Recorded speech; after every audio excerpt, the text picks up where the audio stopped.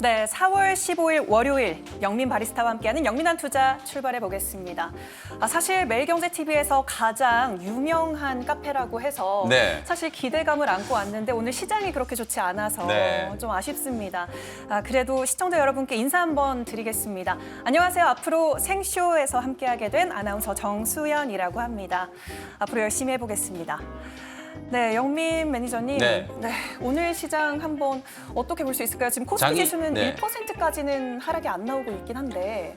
뭐 주말에 많은 분들이 좀 전쟁 리스크 때문에 걱정들을 좀 하셨겠지만 지금 네. 시장 보시면 나름대로 좀 잘 버텨주고 있어요. 네. 뭐 앞서 우리 생쇼 전문가분들께서도 많이 말씀해 주셨겠지만 결국 뭐 지정학적 리스크는 일시적인 이제 충격이다라고 많이들 좀 생각하기 때문에 네. 소위 말해서 우리가 이제 학습 효과라는 게 있잖아요. 네. 전쟁이 일어나고 난 이후에 이제 시장 흐름이 어땠는지를 우리가 너무 많이 봐왔기 때문에 오늘도 우리 투자자분들께서 상당히 좀 냉철하게 대응을 좀 잘 하고 계시지 않을까 그렇게 말씀을 좀 드려보겠습니다. 그동안 나왔던 소스들이 좀 있었기 때문에 네. 오늘 잘 버텨주고 있다라는 말씀 보태주셨네요.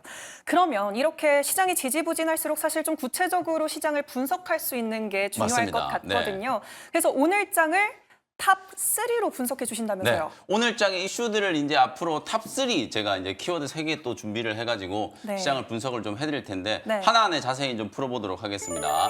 자, 먼저 첫 번째 탑3 중동이라는 이제 이슈인데요. 사실 우리 대한민국 국민들이 중동 역사에 대해서 이렇게 많이 공부를 했었을까 싶을 정도로 네. 정말 많은 분들이 이제 중동 이슈에 이제 관심을 좀 갖고 계세요.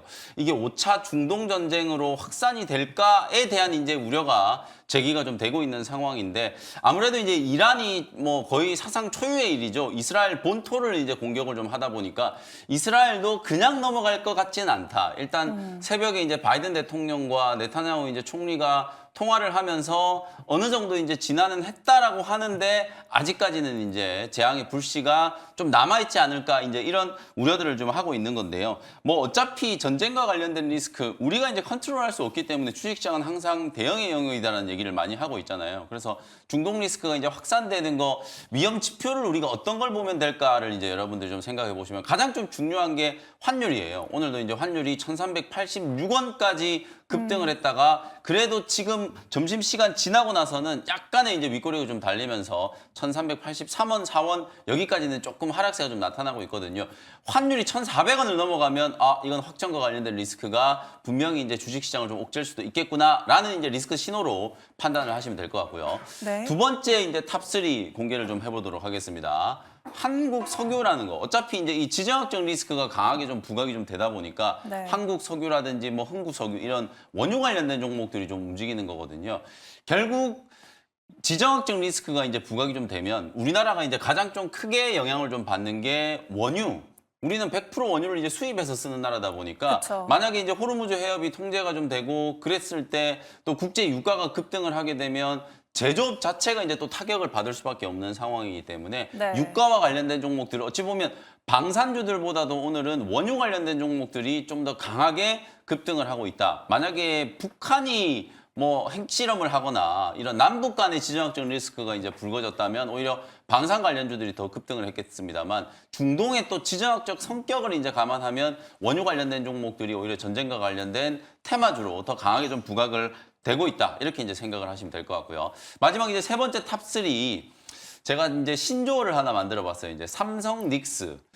결국은 지금 시장에 가장 좀 중요한 건 반도체 업종이라는 생각이 좀 들거든요. 네. 점심시간 이후에 우리 국내 증시가 지금 하락폭을 많이 줄였잖아요. 방금 수연 아나운서 얘기해 주셨던 것처럼. 네. 코스피 지수가 지금 1% 안쪽으로 지금 하락폭이 지금 나타나고 있거든요. 코스닥도 거의 2% 가까이 급락하다가 850포인트 선까지 낙폭을 좀 줄여주고 있는 모습이에요. 뭐 그런 모습을 좀 본다라고 하면 사실 어찌 보면 이 지정학적 리스크와 관련된 이제 충격 이걸 이제 반도체 업종이 얼마나 좀 빠르게 흡수해 주느냐가 시장의 이제 방향성하고도 연결이 된다라고 보여지거든요. 그래서 시장 방향성을 감안했을 때 반도체 업종, 특히 하이닉스를 이제 중심으로 한 HBM 관련주들, 인공지능 반도체 관련된 종목들이 잘 버텨줘야만 시장이 추가적인 하락을 이제 하지 않는다. 특히 1분기 실적 시즌이 시작이 됐잖아요. 1분기 실적 시즌에 우리가 가장 좀 주목을 해야 되는 업종 중에 하나가 반도체 업종이라고 이제 볼 수 있기 때문에 반도체 업종이 얼마나 버티느냐에 따라서 이번 시장의 지정학적 리스크로 인한 단기 조정이 짧아질 수도 있고 만약에 반도체 업종까지 흔들린다라고 하면 조정이 상당히 좀 깊어질 수도 있다라는 거 감안을 해보시면 되겠습니다. 네, 그래도 오늘도 반도체가 그 하락하는 거에 비해서는 좀 버텨주고 있는 그렇습니다. 시장인 것 네. 같습니다.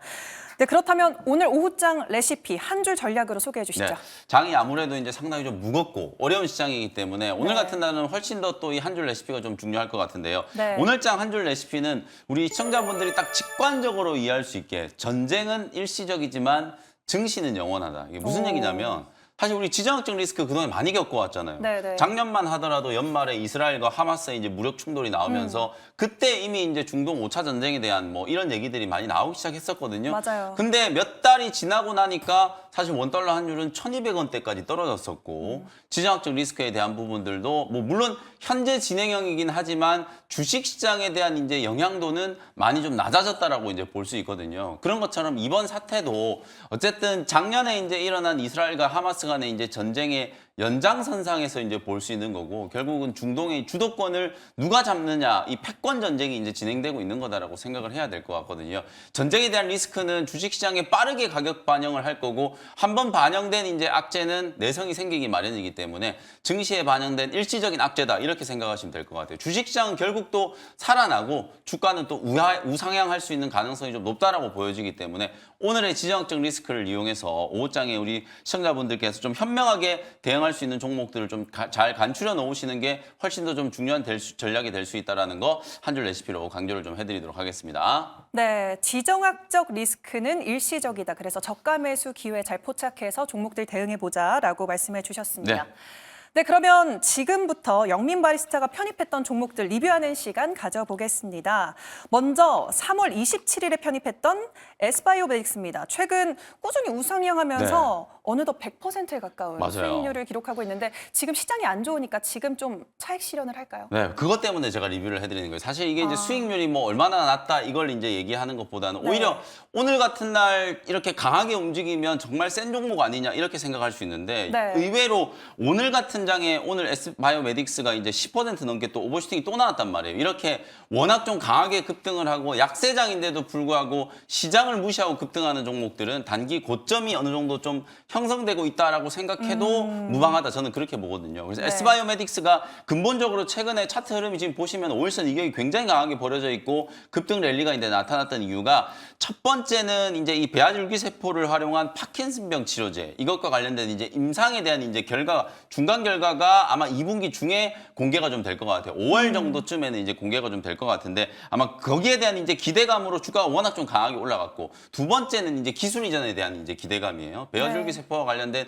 좀 독보적인 이제 기술을 좀 가지고 있다 보니까 그런 기대감들이 이제 주가에 반영이 된 건데 한 달 전쯤에 10,000원 정도 머물러 있던 주가가 지금 2만 원이 넘게까지 이제 급등을 했거든요. 오늘 장 초반에 거의 23,000원까지 이제 급등을 했기 때문에 이제는 익절 라인을 조금 타이트하게 좀 설정을 해놓고 한 2만 원 종가 기준으로 2만 원 정도 이제 깨지면은 그 자리에서 이제 차익 실현을 한다. 신규 접근도 이제는 조금은 어려울 수 있는 구간이니까 신규 접근보다는 보유하고 계신 분들이 어느 시점에 수익 실현을 할 것인가를 이제 잘 고민해 보시면 될 것 같고요. 워낙 최근에도 세포 치료제 관련된 종목들을 제가 많이 강조를 좀 해드렸어요. 실제로 오늘도 제가 S바이오메딕스의 후속주를 하나 준비를 해왔으니까 저점에서 이제 공략할 수 있는 후속주도 관심 있게 한번 지켜보시면 되겠습니다. 네, 5월에 있을 재료도 지금 반영이 된 상황이고 단기 고점일 가능성이 있다. 그러니까 차익 실현하는 게 좋겠고 또 오늘 후반부에 후속주 라고 말씀해 주신 거죠? 네. 알겠습니다. 기대해 보겠습니다. 네, 다음 리뷰 종목 넘어가 볼게요. 지난주 금요일에 편입했던 어보브 반도체입니다. 지금 이름 자체도 반도체가 들어가 있고 네. 앞서서 반도체 이야기도 나눠봤는데 네. 오늘 시장 빠지면서 아쉽게 이 종목도 하락을 하고 있습니다. 어떻게 대응 전략 세워볼까요? 오늘 장이 빠지지 않았다면 지난주 금요일 날 사실은 저는 이제 추세가 좀 전환될 수 있는 타이밍이었다 이렇게 네. 보는데 오늘 전체적으로 이제 반도체 업종이 대부분 다 이제 개파락 출발해서 좀 밀리고 있는 구간이긴 합니다만 삼성전자하고 SK하이닉스가 낙폭을 좀 줄여주고 있고 그러니까 소부장 종목들도 지금 지수 반등이 좀 들어오는 과정에서 하락폭을 이제 많이 좀 줄여놓고 있거든요. 어보브 반도체도 16,000원 정도 자리가 단기적으로는 이제 저점으로 보여져요.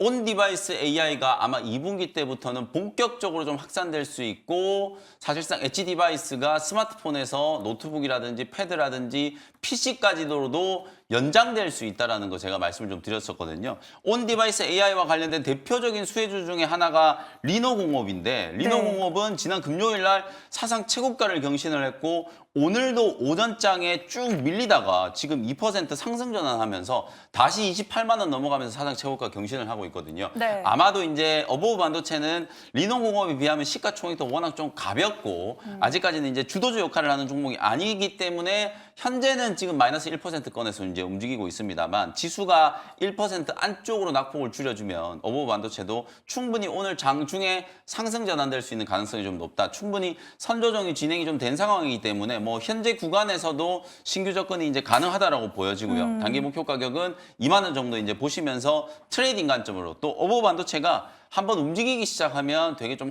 핫하게 좀 끼가 있는 종목이거든요. 빠르게 좀 움직일 수 있는 종목이니까 2만 원까지 강한 이제 반등이 좀 나타날 수 있기를 한번 기대를 해보도록 하겠습니다. 네, 신규 접근도 가능하다. 좀 가벼운 종목이기 때문에 2만 원까지 한번 들고 가보자라고 해주셨습니다. 네, 그러면 드디어 원샷 스페셜 종목을 만나볼 차례인데요.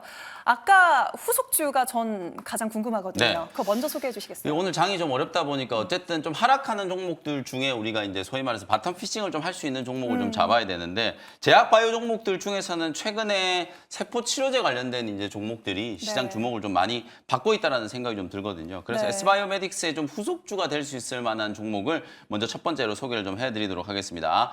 37,950원 지금 딱 보합이네요. 현재가에 GC셀이라는 종목을 소개를 좀 해드리도록 하겠습니다. 이 종목은 녹십자 셀하고 녹십자 랩셀 요 두 기업이 이제 합병된 이제 기업이다라고 생각하시면 되는데 국내를 좀 대표하는 세포 치료제 전문 기업이라고 생각을 하시면 될 것 같습니다.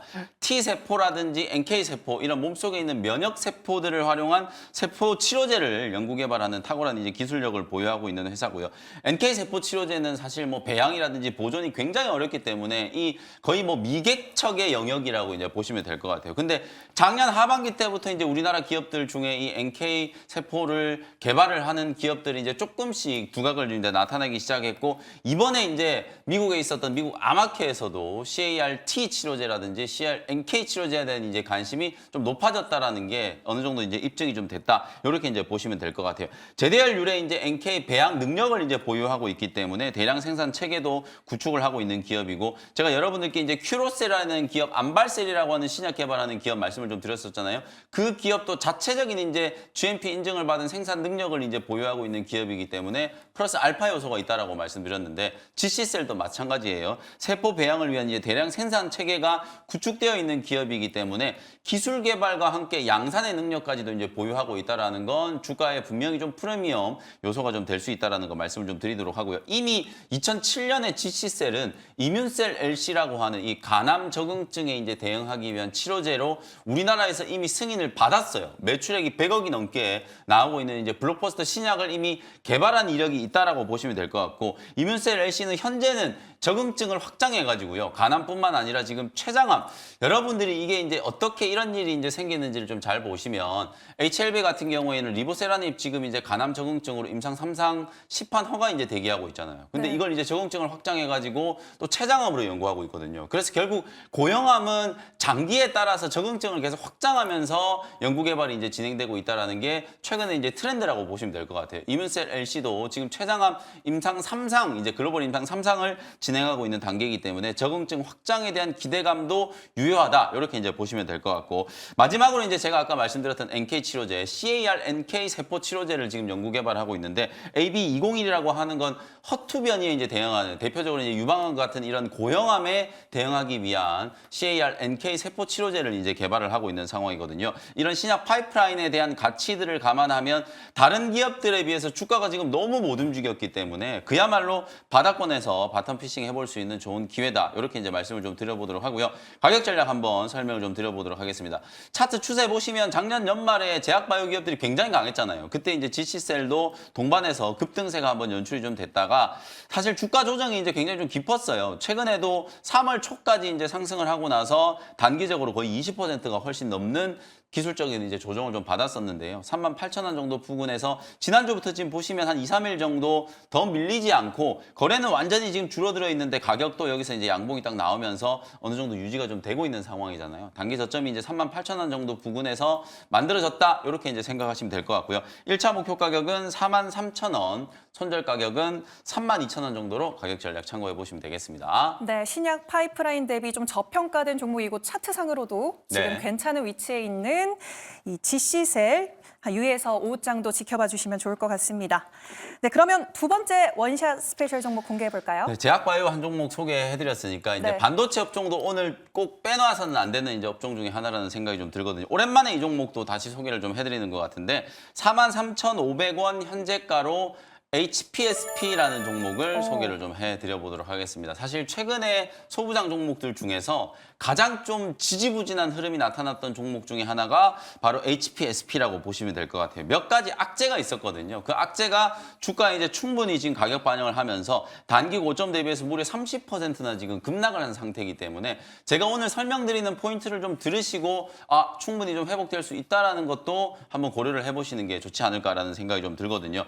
HPSP는 이제 고압 수소 어닐링 장비를 이제 전문적으로 제조하는 기업이고 세계 최초로 이제 양산을 하면서 이 시장을 거의 독점하고 있다라고 보시면 될 것 같아요. 고압수소 어닐링이 이제 왜 중요하냐면 우리가 보통 이제 어닐링 공정은 이온이 이제 주입되는 것처럼 이제 웨이퍼에 일부 이제 손상을 줘야 전기적인 신호가 생기게 되거든요. 네. 그 손상을 주는 과정을 말 그대로 이제 상당히 높은 온도, 1000도가 넘는 이제 고열에서 어닐링 과정을 이제 진행을 좀 하기 때문에 거기서 나타나는 웨이퍼 자체의 이제 손상이 어찌 보면 성능의 이제 저하로 연결되는 거거든요. 그래서 그런 단점을 이제 극복하기 위해서 1000도 이상의 고열이 아니라 400도, 물론 400도도 굉장히 높은 온도잖아요. 근데 1000도에 비하면 상당히 낮은 온도, 400도 정도 수준에서 고압 수소 어닐링을 이제 해가지고 어닐링 장비를 이제 세계 최초로 양산하는 기업이라고 이제 생각하시면 될 것 같고요. 이게 이제 HBM뿐만 아니라 공정의 미세화와 관련해서도 이 장비 자체가 굉장히 이제 각광을 좀 받으면서 작년에 엄청나게 이제 큰 폭으로 성장을 하다 보니까 한미 반도체와 함께 주가도 고공행진을 했다.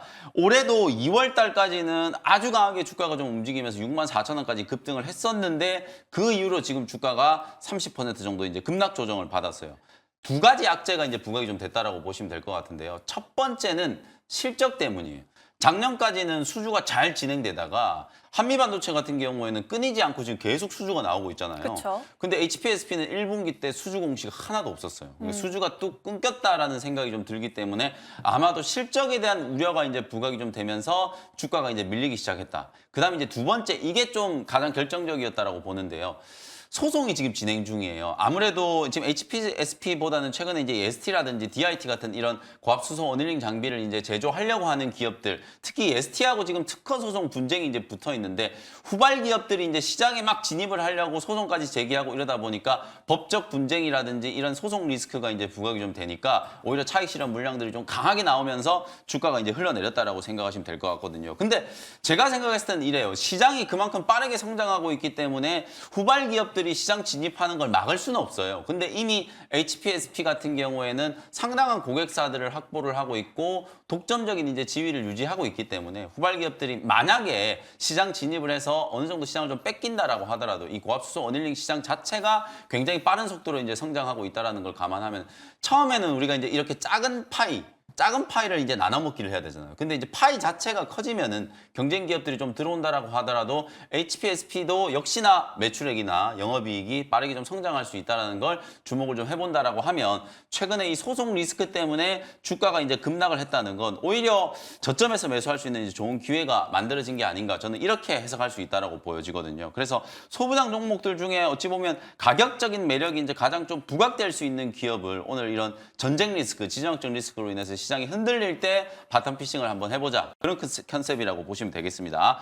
현재가로 편입을 했고요. 1차 목표 가격은 5만 원 정도까지 일단 기술적인 반등을 목표로 한번 대응을 해보도록 하고요. 손절 가격은 37,000원 참고해 보시면 되겠습니다. 네, 고점 찍고 가격적인 메리트가 올라온 SPSP 오늘 가져오셨습니다. 네. 무료 방송 있는 날이잖아요. 네. 오늘 많은 시청자분들이 필요하실 것 같아요. 맞아요. 오늘 오후 4시에 무료 공개 방송 진행해 드릴 텐데 아무래도 이제 시장이 좀 어렵고 주가가 또 많이 빠지면은 아무리 제가 일시적인 충격이라고 해도 사실 수긍이 잘 안 되실 거예요. 오늘 네. 무료 방송 오시면 지정학적 리스크에 어떻게 대처해야 되는지 제가 자세하게 분석해드리도록 할 테니까요. 오후 4시 무료 온라인 공개 방송 많은 참여 부탁드리도록 하겠습니다. 네, 오후 4시 무료 방송 기억해 주시고요. 영민 매니저님은 여기서 보내드리겠습니다. 오늘 말씀 고맙습니다. 네, 감사합니다.